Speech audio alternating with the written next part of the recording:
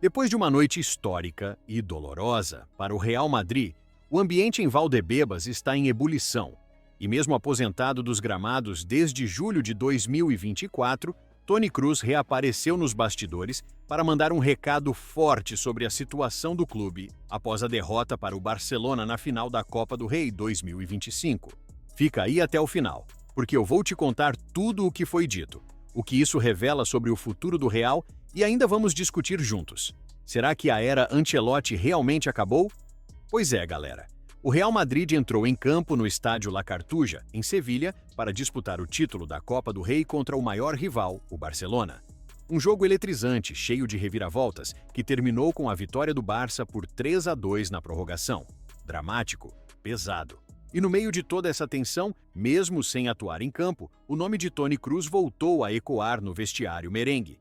Desde sua despedida oficial em 2024, com honrarias e aplausos merecidos, Kroos vem se dedicando ao mercado de agenciamento de atletas como sócio da agência Sports 360, mas seu amor e seu olhar crítico sobre o Real Madrid continuam vivos.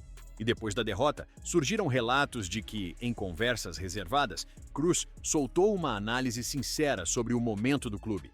Kroos: o Real Madrid precisa pensar como um coletivo. Não é sobre uma estrela, é sobre construir um time inteiro forte, como fizemos no nosso auge.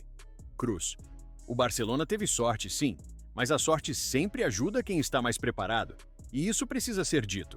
Sim, senhoras e senhores, palavras que ecoam fundo.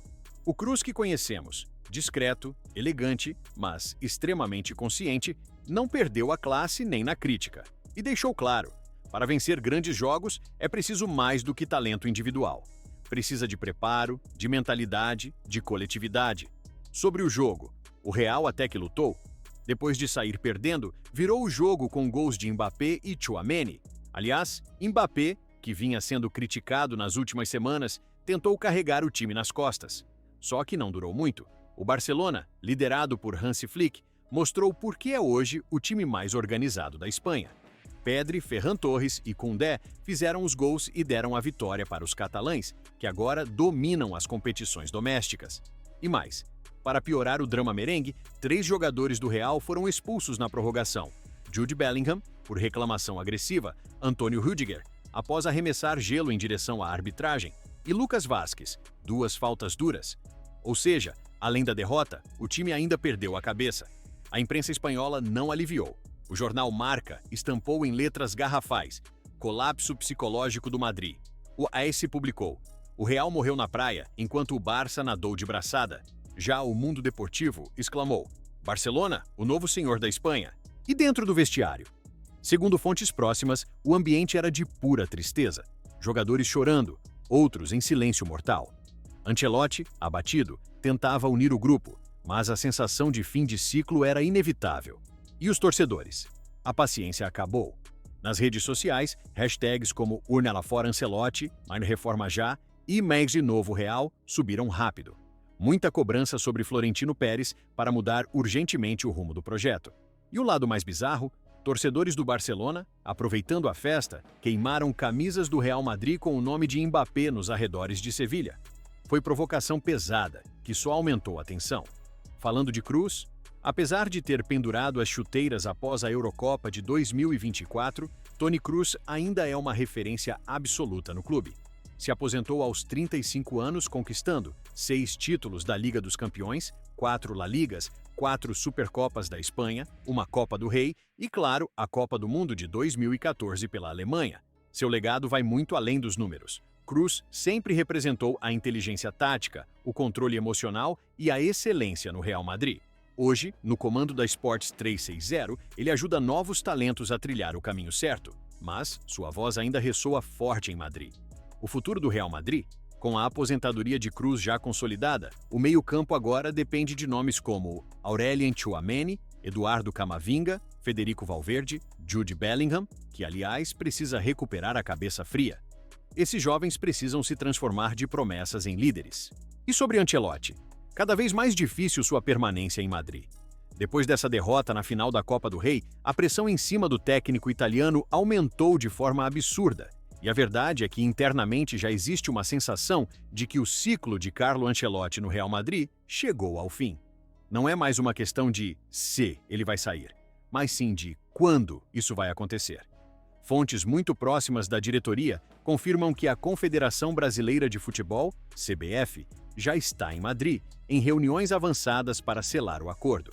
O plano da CBF é claro: oferecer a Ancelotti um projeto ambicioso, que vai até a Copa do Mundo de 2030, ou seja, um contrato de longo prazo, com muita estabilidade, algo que nem sempre é possível no futebol europeu, principalmente num gigante como o Real Madrid, onde a pressão por resultados é insana.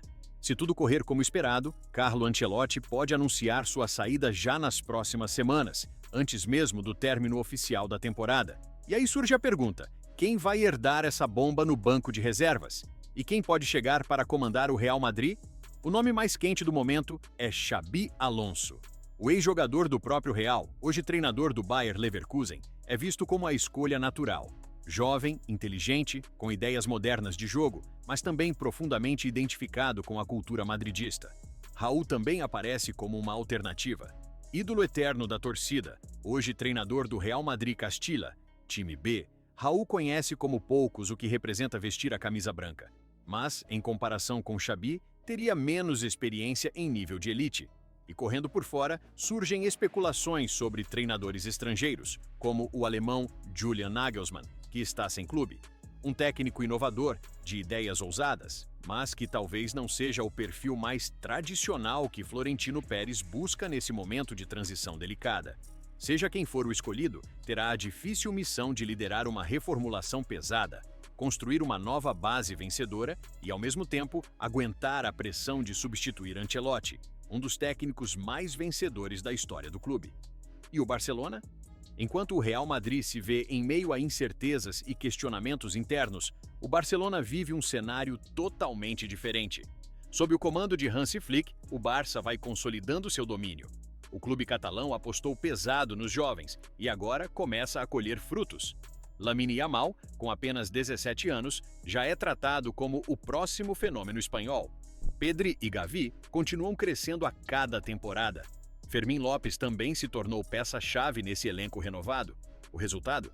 O Barcelona parece destinado a abrir uma nova dinastia no futebol espanhol, e talvez até europeu.